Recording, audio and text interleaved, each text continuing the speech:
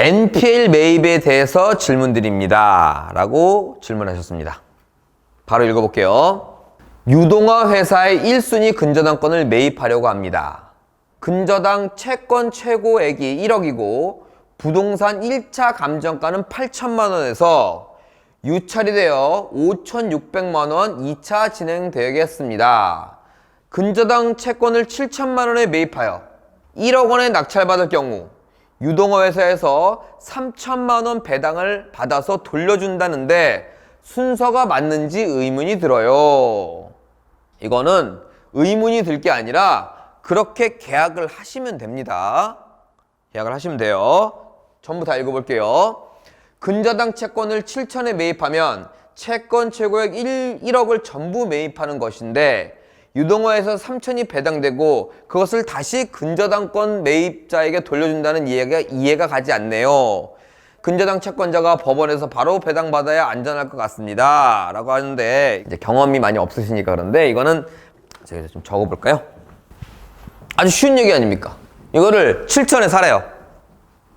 그럼 사오면 됩니다. 그럼 얘가 누구예요? A예요. 그럼 사온다는 얘기는 얘를 매매해서 B한테 바꾼다는 게 B가 질문자예요. 금액은 7천이고요. 그러면 여러분이 이 B라면 그냥 사오시면 됩니다. 사오면 어떻게 되느냐? 근저당권자 A가 B로 변경되어 있겠죠. 등기에는. 그리고 A는 거기에서 이제 빨간 줄로 가갖고 없어질 겁니다. 이게 다예요. 근데 이게 무슨 이렇게 복잡한 내용을 써놨냐? 무슨 내용이냐? 7천에 이걸 사면 배당을 1억을 낙찰가로 쓰면 3천만 원을 돌려주겠다는 거야. 그럼 7천에 산 효과냐? 이게 무슨 얘기냐? 여기서부터 이 부분을 실제 매매를 안 하겠다는 얘기야. 그러면 없는 거잖아요? 그럼 무슨 얘기냐면 계약만 하자는 거야. 계약만. B랑. 그럼 등기에는 A로 나오고 등기엔 계약서는 없죠? 자, 뭐 계약서는 대충 써볼게요, 제가. 자, A가 갖고 있는 채권 최고액 1억에 대한 채권을 B에게 판다. 파는 금액은 7천만 원. 조건은 1억을 쓰고 나머지 배당금 3천만 원을 돌려받기로 하는 조건이다. 이거예요. 그러니까 이건 뭐예요? 그냥 A와 B의 계약이란 얘기입니다. 매매 계약. 근저당권 매매 계약. 뭐 예를 들면. 그러면 그건 이게 안전하냐 불안하냐? 이건 계약만 잘 쓰시면 돼요. 계약서만. 이게 첫 번째입니다. 그래서 이건 무슨 효과가 있냐? 여러분 NPL은 법적으로 대부 회사만 살 수 있는 거 아세요? 그러니까 무슨 굿프렌드 대부 회사 이런 데서 살 수 있는 거예요. 일반인들은 못 삽니다. 근데 이거는 실제로 외관상 매매가 된 게 아니기 때문에 매매 계약서만 쓰는 거기 때문에 이건 마음껏 사고 팔 수 있는 거죠. 사고 팔 수 있기 때문에 내가 갑작스럽게 대부 회사가 준비가 안 된 상태에서 이런 기회가 온다면 사고 팔 수도 있죠. 그래서 이런 방식은 방식만 따졌을 때는 굉장히 좋은 기회다.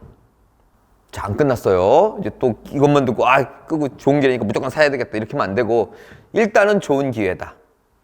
그런데 A라는 유동화 회사가 큰 유암코라든가 은행 관련 업이라든가 이런 데라면 아무 문제가 없는데 자산이 딸랑 이거 하나야. 그럼 이건 회사라고 보기는 뭐하고 그냥 개인이죠. 계약서 열심히 써놓고 사기칠 수도 있다는 얘기입니다. 맞잖아요. 내가 1억을 배당받고 3천을 돌려주기로 했는데 그 다음날 전화를 안 받아.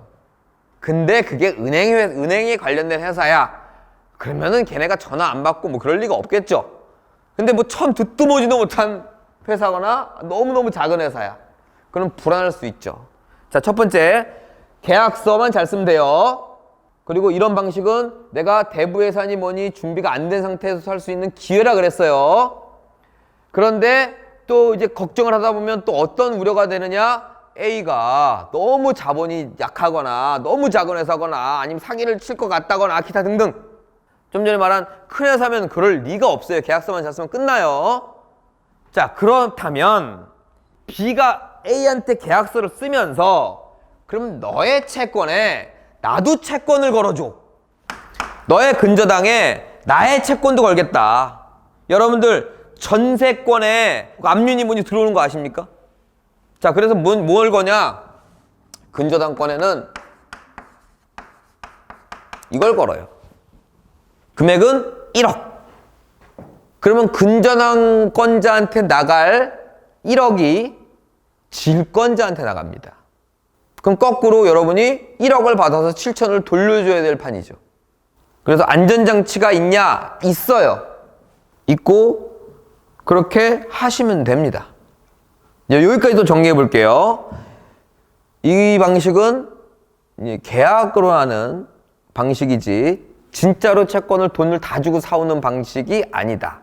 이런 건 기회가 되는 게 아까 대부회사 같은 거가 없어도 굳이 되고, 또 전부를 다 사오는 건 내가 그 7천만 원의 돈을 다 내야 되지만, 이거 같은 경우는 내가 1억을 써주면 돌려받는 방식이다 보니까 전부 돈이 들어갈 필요도 없고 나중에 경락자금 대출로 메꾸면 되는 뭐 이런 여러 가지 이유들로 좋은 기회다. 그리고 그것도 불안하면 이 질권 등으로 안전장치를 할 수도 있다. 여기까지가 1차적인 이야기입니다. 자, 지금까지 얘기한 게 가치를 보는 지혜예요? 아니면 권리 분석하는 지식이에요? 이게. 여기 어디 돈을 버는 게 있죠? MPL 작업을 하다가 망하는 게 바로 이거예요. 오늘 제 교육을 아주 잘 들으신 분이 있는 것 같아요. 여기 부동산의 가치부터 먼저 보세요. MPL을 싸게 매입하는 게 중요한 게 아니라 그 부동산이 얼마에 낙찰되느냐가 중요합니다. 7천에 매입한다면 현재 8천도 나머지 얘기는 좀 세부적인 얘기니까 이제부터 제가 설명을 드려볼게요. 자, 이걸 7천에 사갖고 1억 3천을 돌려받는다. 채권 취득 1억까지 받을 수 있는 건데 막 이렇게 생각하니까 자꾸 자기한테 자기 머리에 자기가 현혹되고 자기가 자기한테 사기를 치고 막 이렇게 되는 거예요. 이거 뭐라고? 한 번 유찰해서 5,600만 원이라며. 그럼 이걸 7천에 사온다는 얘기는 뭐예요? 내가 7천에 사고 싶어 죽겠는 게 뭐가 나오면 이렇게 하시라고. 왜? 자기는 1억까지 쓸 수도 있으니까. 채권자 입장은 뭔지 아세요? 그래, 네가 쓰면 1억까지 인정하고 3천은 돌려줄게. 뭔가 내가 꼭 낙찰받을 수 있고 돌려준다니까 좋아 보이는 느낌이 있지만 결론은 뭐야? 이거 7천에 사라는 거 아니야. 그럼 이게 5,600만 원보다도 더 가치가 없어서 더 떨어질 수 있는 건지, 아니면 8천만 원 정도는 가는데 뭐 누가 아무도 안 봐서 한번 떨어진 건지. 제가 보기에는 후자 같진 않아요. 전자이면 전자지. 뭐 하여튼 결론은 뭐다? 그냥 이 8천만 원 감정 나와서 5,600만 원 유찰된 거를 7천만 원에 사라는 겁니다. 한 가지 좋은 건 있지. 낙찰은 무조건 되겠지. 왜? 1억을 쓸 거니까. 그럼 7천만 원에 무조건 낙찰받고 싶은 물건이 있다면 이런 식으로 진행하셔야 되지만, 아까 우리 댓글 다신 그분 얘기처럼 이 부동산이 도대체 얼마면 충분히 팔 수 있으며 이건 무조건 사야 되는 이유를 쫙 적어놓고 이걸 밑에 달아야지. 90%가 그거이고 밑에는 이런 방법인데 이런 방법이 안전할까요? 라고 해야지. 이 질문자께서 이미 그런 거를 통달하신 분이라면 그냥 이해합니다, 제가. 혹시나 이것만 단순히 궁금하다면 잘못된 길로 갈 수도 있다는 얘기예요. 야, 채권 취득 2억짜리를 누가 1억에 준대. 그냥 그것만 듣고 부동산 가치는 얼만데? 몰라. 2억 쓰면 1억 배당받는데? 2억 다 배당받는데? 뭐 이런 식으로 그것만 계산하고. 그래서 MPL이 안 망할 것 같으면서도 그렇게 망하는 거예요, 사람들이. 자, 그럼 이거 갖고 정리합니다. 오늘 얘기 잘했어. 이건 질문이 없고 질문이 뭐가 나왔냐면 감정가 8천인데 시세를 조사하니까 시세가 1억 5천이래. 근데 그거를 막 이런저런 조사해갖고 가치가 충분하다는 걸 다 인지한 상태에서 상대나 내가 어떤 제안을 받았는데 이렇게 해도 됩니까? 라고 하면 무조건 하세요. 이런 점만 주의하세요. 이렇게 나가는 거지. 이렇게 해놓고 가치는 없어. 너는 가치를 잊어버렸어. 가치를 분석하는 걸. 근데 이것만으로도 채권 채굴 1억짜리를 7천에 사올 수 있다는 이상한 말이 현혹돼서 절대 안 됩니다. 그래서 NPL은 부동산을 모르면 하는 게 아니에요. 또 뭐도 하면 안 돼요. 경매도 부동산을 모르면 하는 게 아니에요. 내가 NPL에 대한 수익 구조나 배당에 대한 걸 빠삭해. 근데 난 아무리 부동산을 가도 가치를 모르겠더라. 이러면 하는 거 아니에요. 내가 경매의 권리 분석이나 입찰표 작성이나 모든 걸 다 알아. 근데 부동산을 갔는데 가치를 모르겠더라. 하는 거 아니라고. 항상 앞에 미술품 경매, 무슨 경매, 여기 주 목적이 여기 있잖아. 근데 자꾸 부를 주목적이라고 잘못 생각하시는 분들이 있더라고. 경매는 뭐예요? 경매하면 무조건 싸대. 이런 거. NPL은 뭐예요? NPL은 채권 채굴보다 많이 싸게 준대. 이건 돈 버는 게 아닙니다. 부동산이 좋아야 경매를 하든 매매를 하든 분양을 받든 하는 거고, 부동산이 좋아야 NPL도 하는 겁니다. 이게 저의 메시지입니다. 마지막 이 말만 전달해 드리도록 하겠습니다. NPL은 1억짜리 쓰레기도 많아요. 이상입니다.